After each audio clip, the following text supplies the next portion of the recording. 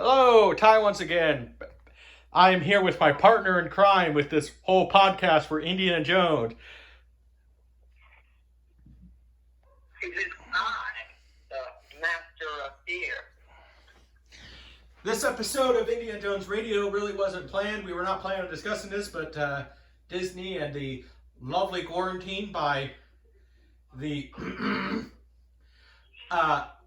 So with this, we wanted to give our thoughts on James Mangold, possibly, or, well, it's not even possible. It's confirmed that he is directing Indiana Jones 17. Devin, why don't you explain to people on why we call it Indy 17? Because, okay, we count all of the young Indiana Jones movies, which I'm pretty sure there are 12 of, correct? Correct. And we count those, and we also count all the movies. Some people might call it Indiana Jones 5, some people might call it Indiana Jones 4 because they want to forget Crystal Skull. Right. All of it. Yes, and so because the reason why we do that is because, well, James Bond, there are 25 James Bond movies, and one of Spielberg and Lucas's biggest influence to making the Indiana Jones movies was the James Bond movies. And so, in a sense, you could call Indiana Jones the American James Bond. Yeah. So, with this though, gonna give our quick little thoughts on James Mangold directing Indiana Jones 17, or Indy 17 for short. Yes, and James Mangold, for those who don't know, his biggest claims to fame, he directed Logan and the Wolverine, not Wolverine Origins, but Wolverine, if I can talk right. And I know Devin has probably seen those. You know, Devin's seen those movies. We're going to go through his entire filmography, but what do you think of him as a director based on those two movies? Well, the Wolverine solo movie, it was kind of average to me. With Logan, I really liked the Logan. I felt like it was the best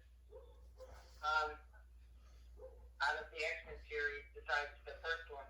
Yeah, I definitely agree. And he also directed Walk the Line, which is one of my favorite movies. I mean, I'm a huge Johnny Cash fan. I always tell people, like, people who don't like country music, and I say, oh, I hear you. I mean, but I like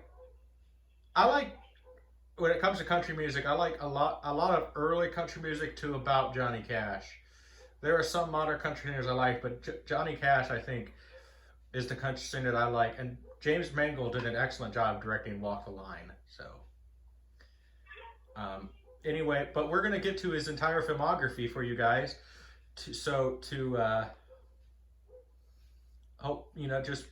Talk and maybe, give our quick little thoughts. And if Devin has seen it, because I think I've seen most of his stuff. So that's what this episode is going to be for you guys. And it's also confirmed that he's writing it, which that would probably be a good thing because he's a pretty good writer. His first movie he did in 1995, he was 32 years old, was Heavy. I've seen that once. I mean, pretty impressive for a directorial debut.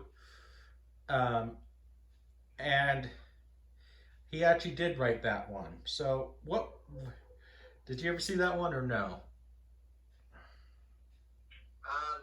That's Heavy. I haven't seen it. Thank you. Now Universal is going to put me down for copyright because you just stole their line. Yep.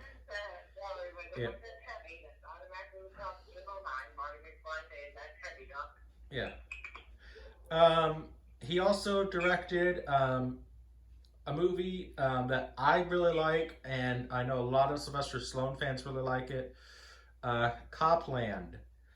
It that is a really impressive movie. Stallone gained weight for it.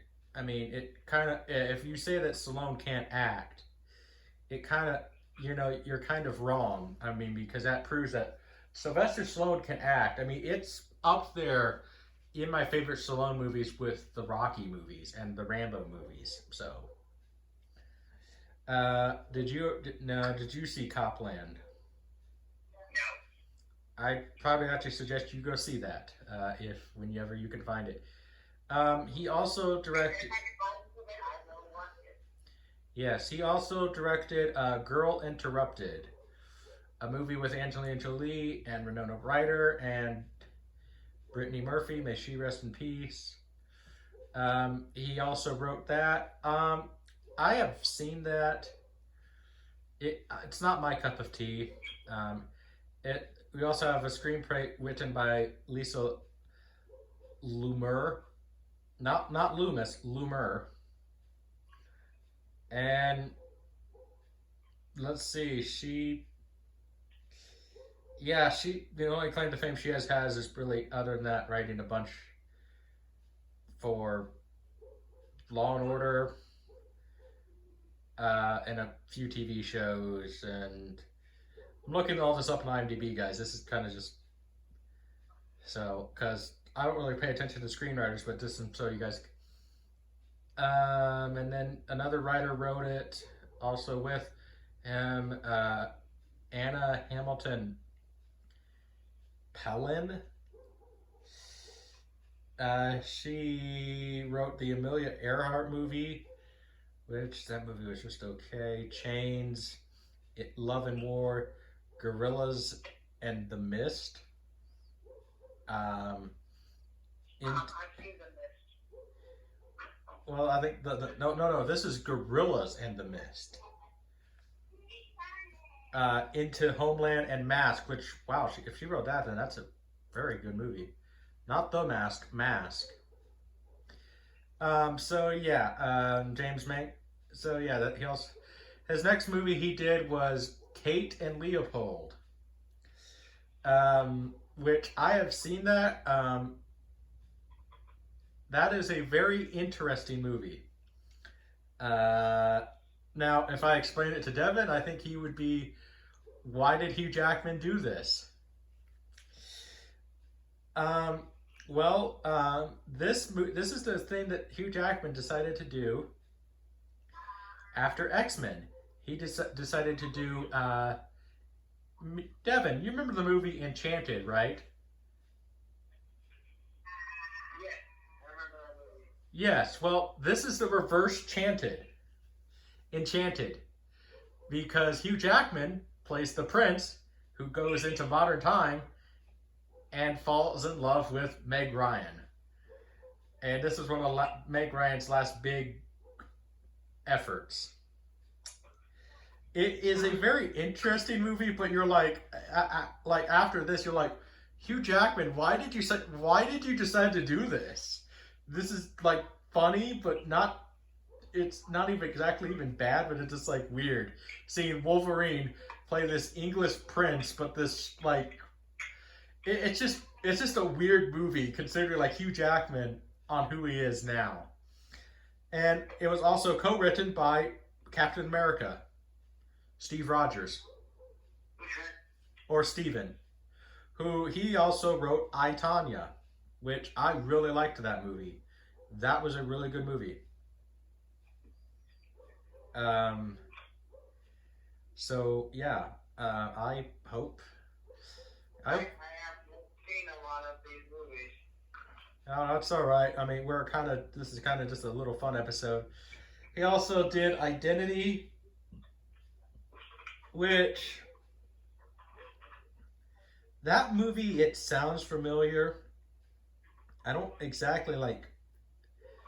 I might have seen that. Ironically enough, the guy who wrote it, James Mangold, did not write this. The guy who wrote it was the guy who wrote Jack Frost. I think this is who this is. Jack Frost? Yeah, he wrote Jack Frost, the horror movie. which if The one with the snowman? the one with the killer snowman.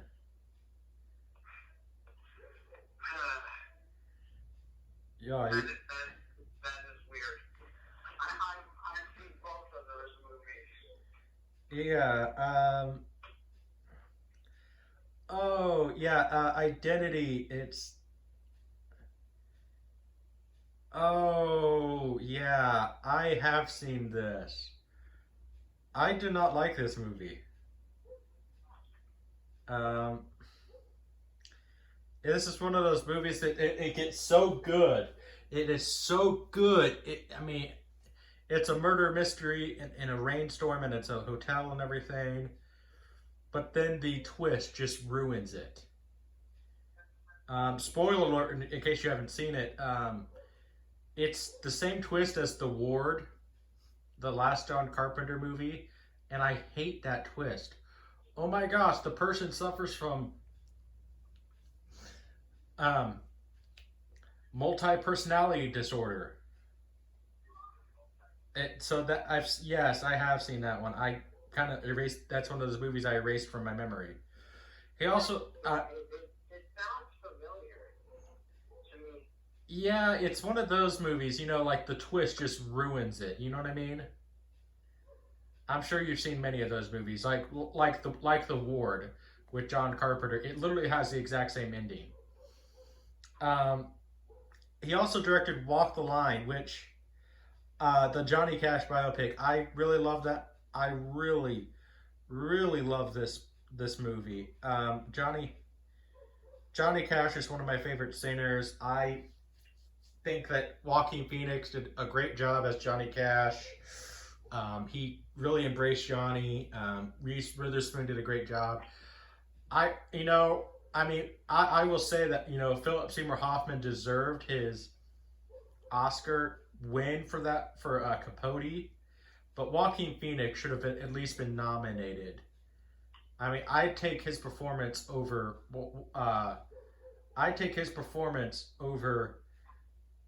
Joker than him as Johnny Cash, because he looked like Johnny. He really tried to sound like Johnny. It's honestly one of my favorite movies. Did you ever see Walk the Line?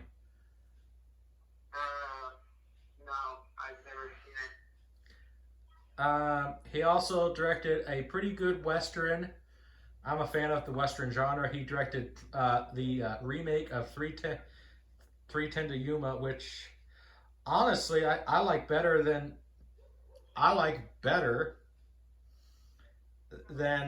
the original, because it kind of made the story better and just overall just kind of made the original story just better. At least it improved it, because the 310 to Yuma, it's really weird. It's in that weird category of westerns where it is one of the good westerns, but it's kind of a bad western as well. And it has Christian Bale and Russell Crowe in it, and I don't know, like the that one, it really just improved on it. He also directed a TV series, one episode of a TV series, Men in Tears, which I don't think I'm not, I'm more of a movie knowledgeable guy, so I haven't really seen a lot of TV shows. So I've never heard of that show. He also directed Night and Day with Tom Cruise and Cameron Diaz, which I have seen that. That's a lot of fun. That's kind of like a honestly, that's kind of like it's kind of weird watching that now, because it's kind of like a spoof of the Mission Impossible movies, because in a weird way. I really like that movie, which he also wrote. Then who wrote the screenplay was Patrick O'Neill. And what else has Patrick done? He. What the? What the? Very interesting. What the? Oh my. Okay. Well, after he wrote Night and Day, he wrote a book called Mary Shelley's Frankenhole, a TV show I've never heard of, but I'm like, wow. Then he wrote an action movie called, I'm assuming it's an action movie, called Bang Bang. And it's a Bollywood movie. Sounds strange. Yes, but that's a good. He directed New York 22, a TV show. He directed Vegas, another TV show, which I've seen that show. That's actually a pretty good show. And then we get into what he directed the Wolverine, the not Wolverine Origins, but The Wolverine solo movie. yeah, which I know I know a lot of people don't like that movie, but I think I kind of enjoy it like on a B movie level because Hugh Jackman's having fun, so I'm having fun with that movie. I mean, if I base it like on a movie, it's not really, I guess, that interesting. But Hugh Jackman's having fun, so I'm having fun with that movie. Yeah, I could. The movie was fine in my opinion, not the best. Um, I mean, you could also tell Hugh Jackman enjoyed what he's doing in that movie. Yeah, and that's one of the first times Hugh Jackman actually got like in shape for Wolverine. I mean, yeah, he got in shape for Wolverine Origins, but like this is when like you're like, wow, Hugh Jackman, wow. Yeah, he was ripped in the movie. And then he directed Logan, which I really liked Logan. Yeah, I agree with Logan. Like, I mean, honestly, I've been kind of thinking about it. 100 years from now, what movies are going to be remembered in this new millennium? Where people are going to remember them. Like what movies are going to be, the new Casablancas, the new Citizen Kanes, the new Gone with the Winds, you know, and the only ones I could think of were the Lord of the Rings trilogy, because I consider them all one movie. They're all one movie. They're all just in three parts. So because that's how J.R.R. Tolkien intended it to be. So Lord of the Rings is all one movie.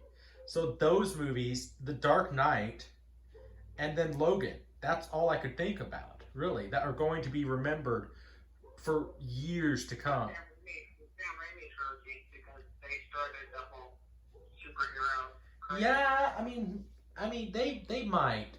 We'll have to wait and see if those get remembered. Though, I mean, they're good movies, but will they get remembered 100 years from now? I mean, I could see Spider-Man. I could see Spider-Man 2002 at least being a classic, but maybe Spider-Man 2 more people would appreciate that more. Who knows? Um, then he also directed Ford versus Ferrari, which Ford versus Ferrari, that was a really good movie. I really wanted to see that. If I didn't review that on my channel, it's on the list to do. I don't remember if I reviewed that or not, but Ford versus Ferrari, I really wanted to see that because, my old man's a car guy, and even though I can't drive because, I'm autistic and everything, there's something just really weird with my autistic brain where it's hard for me to do the whole focusing on driving and everything.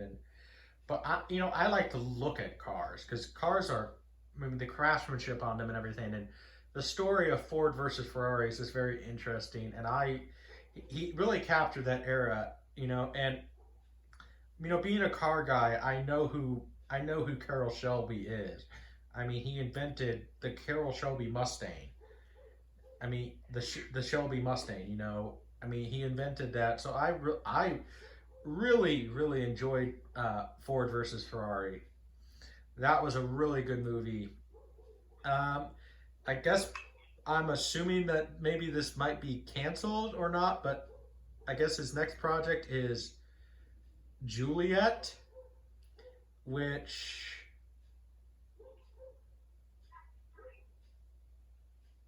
I don't know. yeah, well, it's about a woman who learns she is the first people, she is related to the people who inspired the famous story, Romeo and Juliet, which I guess, I don't know how you base an entire movie on that. That's just like, okay. And then he's also directing a movie called Crenshaw, which ironically enough was a teacher of mine who had a bunch of class pets. He had snakes as class pets. He had lizards. He had uh, a, a, all sorts of reptiles as class pets. That was really cool. He was a really cool teacher. I remember he had a pretty attractive daughter, but there was a kind of a problem with that. Um, she liked the company of women. I mean, she did not have a gay. There, there are some points where my gaydar is really off with some women because you're like, you are gay. Wow. I mean, is it a crime to think a lesbian is beautiful? I don't think so. All women want to feel beautiful. Um, so yeah. And then his next project in 2022, when Harrison Ford will be 80 years old,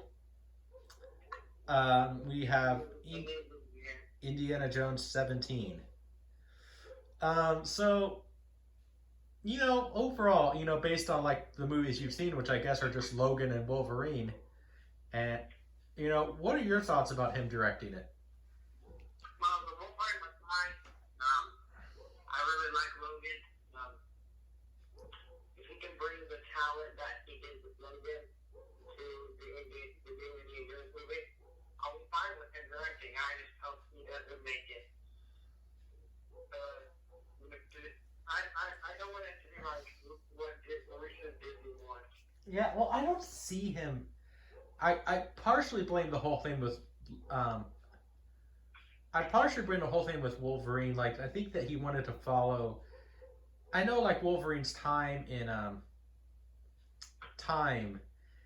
Japan. Yeah, it's an interesting part of the story, but it's not like exactly like it's not really cinematic. Is the thing I guess with it, and he really tried to make it cinematic. The Wolverine is one of those movies. I can't say I hate it, but it has its issues. But it's well directed. You could say that, and Logan was one of those that, okay, yeah, this is when they just said that I don't see him being. I'm actually kind of surprised that Disney hired him because I don't see him as a yes man director, if we know what I mean. So, Yeah, I don't know. I mean, so I never trust Disney after Star Wars. yeah, we will wait and see. I mean, I don't know for sure. So, but James Mangold, I think, is a really good director. I mean, I think I think he overall, I think he's like the obvious choice in a way. Um, but because I was like one of the directors I was kind of hoping for was David Yates, who directed Goblet of Fire, Harry Potter. And then after that, he's done nothing but Harry Potter. So I wanted like Indiana Jones to be something that he could move away from. Um, Now, one of the things I'm going to do for you guys is I'm going to, if just in case James Mangold sees this, which crossing my fingers, I'm going to be I'm going to be looking up for you guys like actors who I think could be a good Indiana Jones, and I have some Indiana Jones girls for you guys too.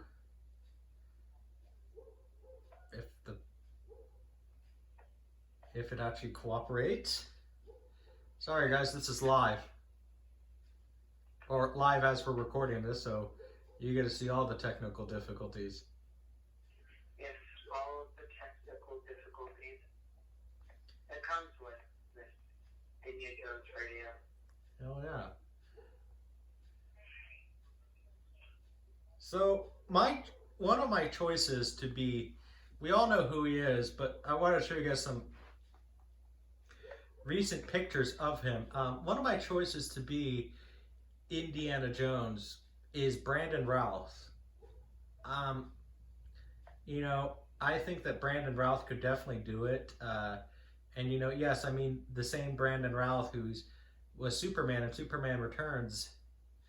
I recently watched him in Crisis on Infinite Earth, and he just, you know, yeah, his acting got better, and I really loved him in Crisis on Infinite. And I've never even really cared too much to see, you know, the Arrowverse or anything like that. I mean, it just never. I did care about the Arrowverse, but not anymore. It's gone way too political, so I'm done with it. And Marvel seems like they're heading the same route, going more political, so I might drop them as well. And then I'll watch forever, and I guess I'll watch Spectacular Spider-Man for the rest of my life.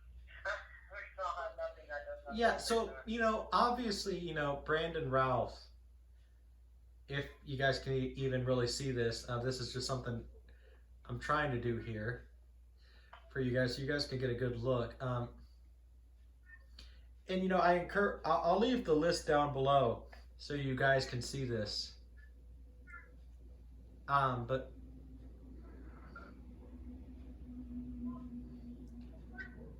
Brandon Routh, I just think has that.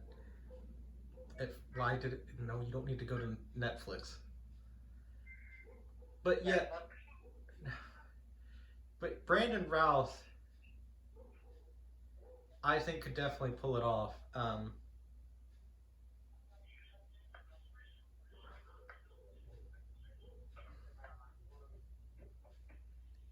mean, but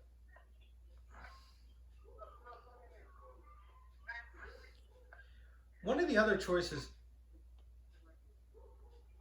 I had for you guys was William Levi. Now, yes. Now he is. He's a Cuban actor, but he looks more or less American. I mean, he's a very white. I think so. He's been called the Cuban Brad Pitt, and you know, he kind of needs his. I think he kind of needs a big break. I mean, his only big break that people may know him for was he was a guy in an M&M commercial where he played like literally he's labeled as the hot guy that the brown M&M goes on a date with. And he was also in Dancing with the Stars, one of those seasons. But I really think that William Levi could do it. I mean, I could see people complaining because he's Cuban, but if you look at him, which Devin will probably see these guys after, you know, when he watches it. But this guy, he's a very white guy. He's a very white Cuban, you know. And I'm not meaning that to sound racist. It's literally how he is. He's pretty white looking. So,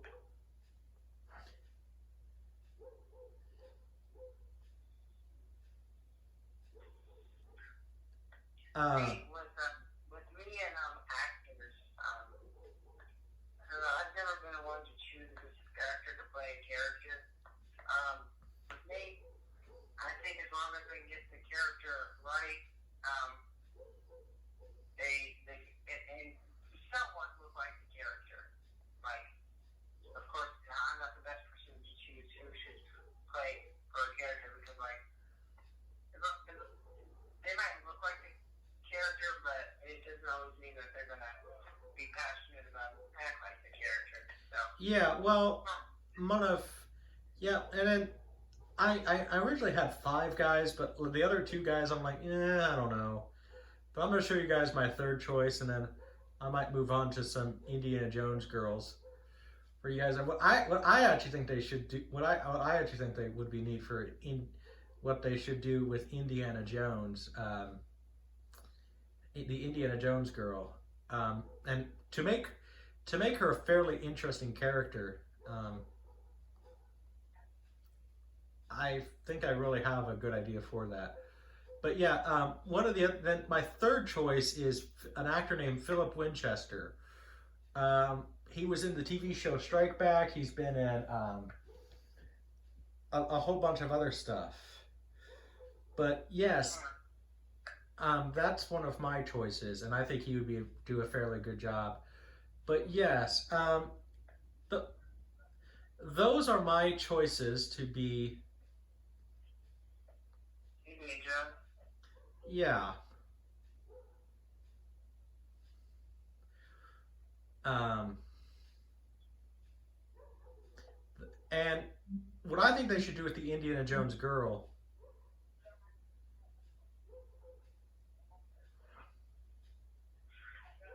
I think what they're doing with the Indian Jones love interest or whatever, or might not be Please excuse the ad, folks. Copyright claim there. Just played a bit of the Indiana Jones theme, so copyright claim. Yay. Just send me the bill. P.S. I'm kidding. Anyway, yes. What I think, no, I'm sorry. What did you say? What did you say again about what they would do with the Indiana Jones girl? You think? make her a strong female woman, but not in a good way. Well, what I think they should do. Okay, look at history. Base your Indiana Jones girl on Hedy Lamarr. Now, Hedy Lamarr was a absolutely beautiful actress back in the day. I mean, stunningly beautiful.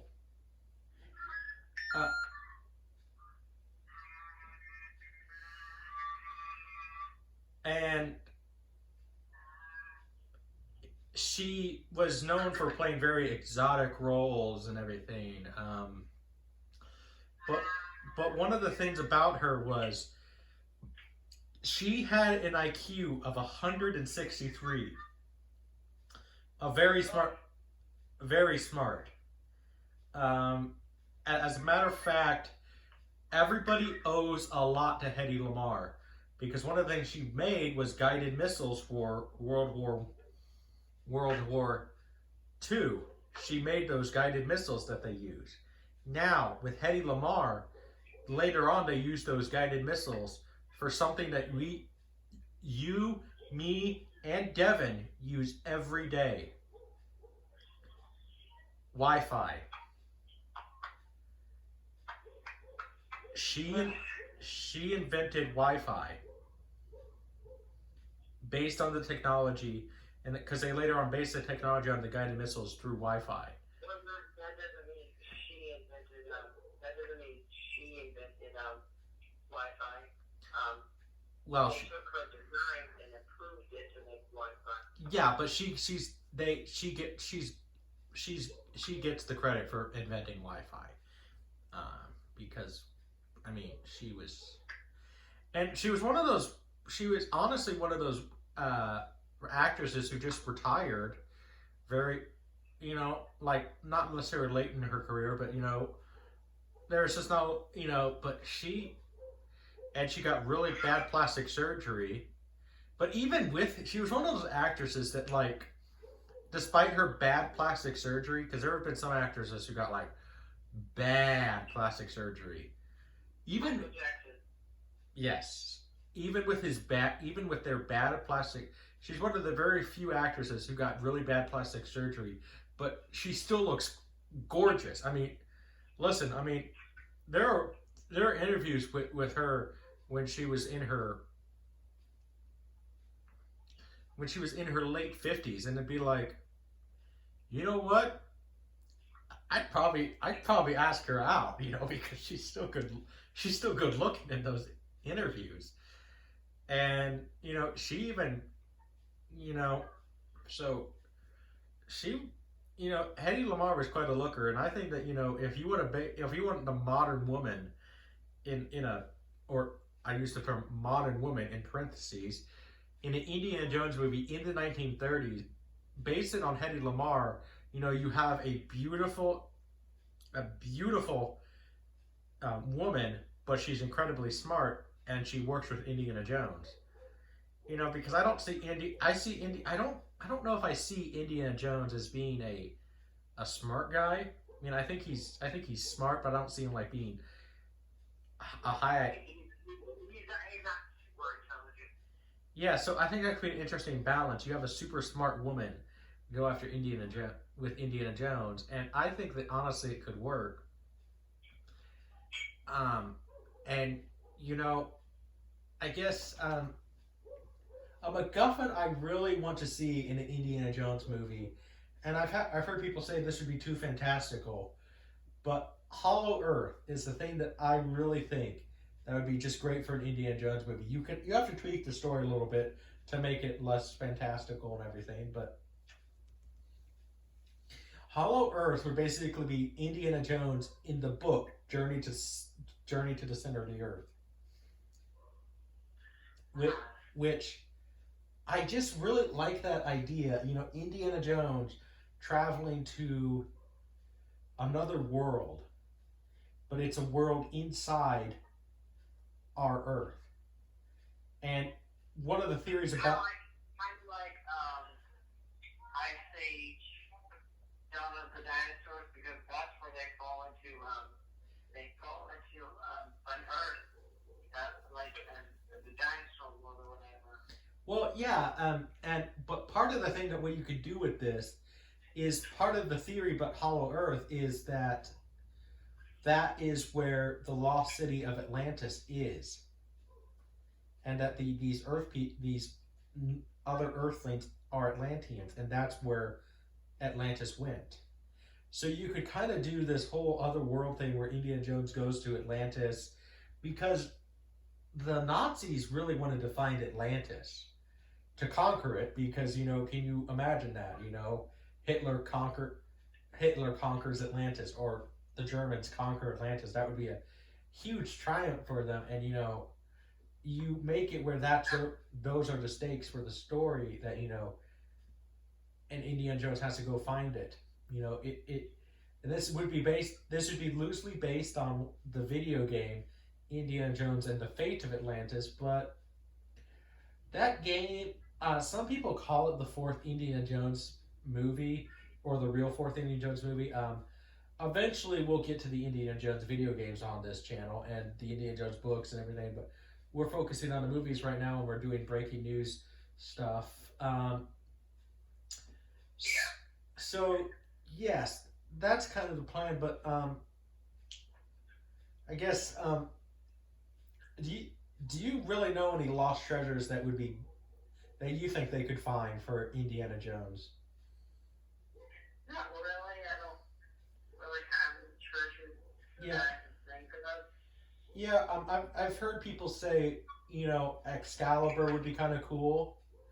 I just, King Arthur can be good when it's done right, but when you make Hellboy the son of the son of King Arthur, that's when it gets stupid. Like, you kind of, I don't know, there's just a lot of things you could do with Excalibur, I think. Maybe, I've been making the joke to people for years. Indiana Jones and the Raiders of the Other Lost Ark. He finds Noah's Ark. Yeah. But the Spear of Destiny. I know that that's kind of been overdone a lot. But the Spear of Destiny could be good. Why don't you guys leave down in the comments below what do you guys think would be a good lost treasure for Indiana Jones to find? Because I think James Mangold is doing a complete rewrite with the story. um, which I'm kind of glad by because David Koepp was writing it before, which he wrote Jurassic Park, War of the Worlds, a, a lot of Spielberg movies after Jurassic Park,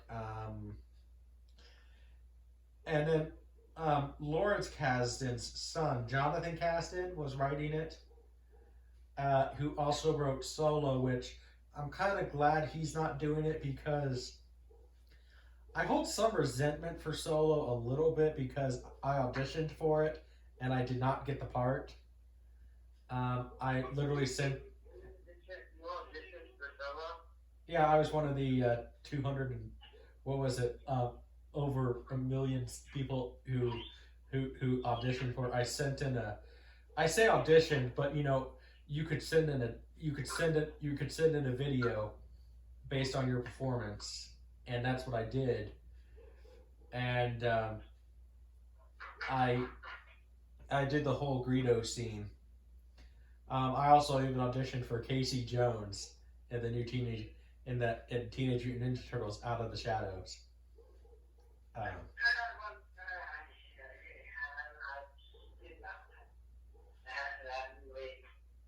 you did not like.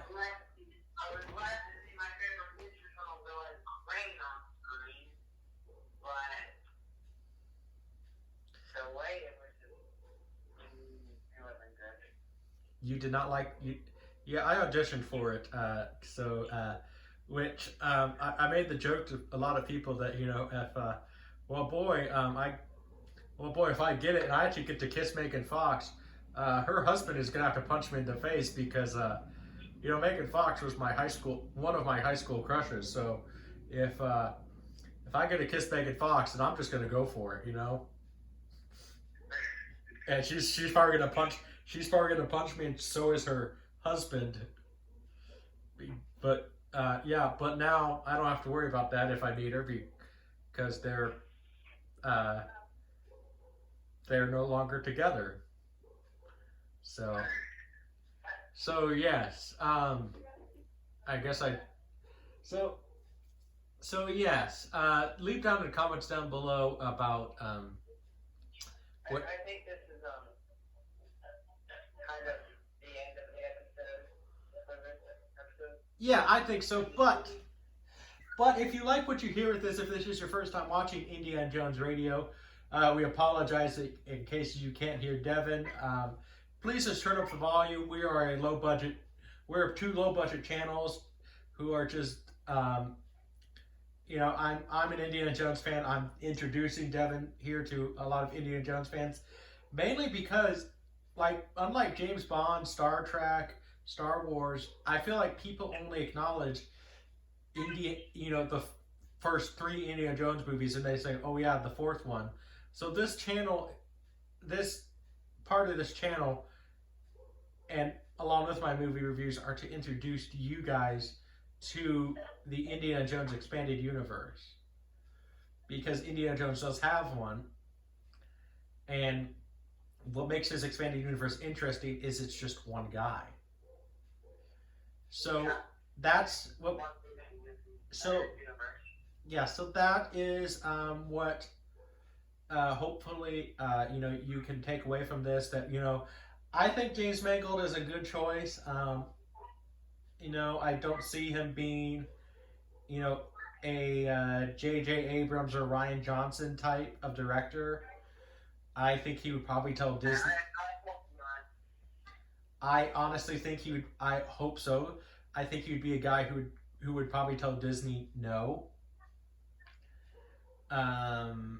And I think that overall he could be a very good choice. And honestly, he's one of my favorite directors in this modern era, and I don't really have a lot of favorite directors in this modern era. I mean, I like guys like John Ford, Cecil B. DeMille, John Carpenter, Steven Spielberg, Stanley Kubrick. I would say that James Mangold is one of my favorite modern directors, next to probably Peter Jackson, honestly. Not that they're on the same level, but James Mangold, I think, is a pretty good, solid director. I mean, I think he could truly capture the era of the 1930s, just like he did with the 60s with Walk the Line and Ford versus Ferrari. So it'd be nice to see him direct sort of a 1930s style movie. He's also a big fan of cinema. I've seen him in commentaries and everything. I think that he's a fairly good choice. But yes, again, leave down in the comments down below who you think, what you think could be a good, lost treasure for Indiana Jones to find. Even leave down in the comments below who you think could play. Who you think could play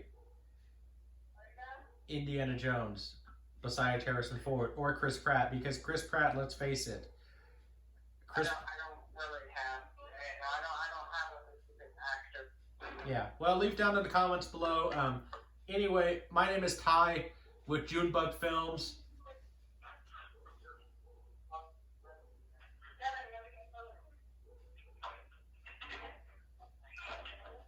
And I am here, and my partner here with Indiana Jones Radio is, I think that.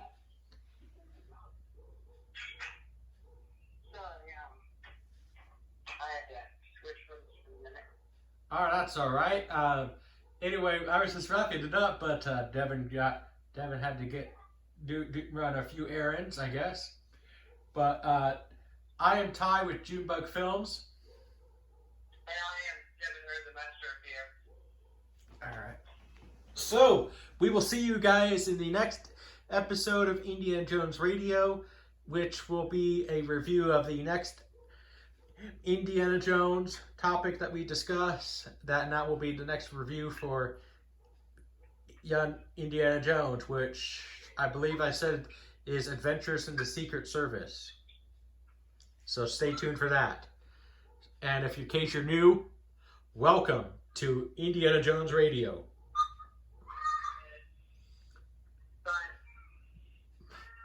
Bye.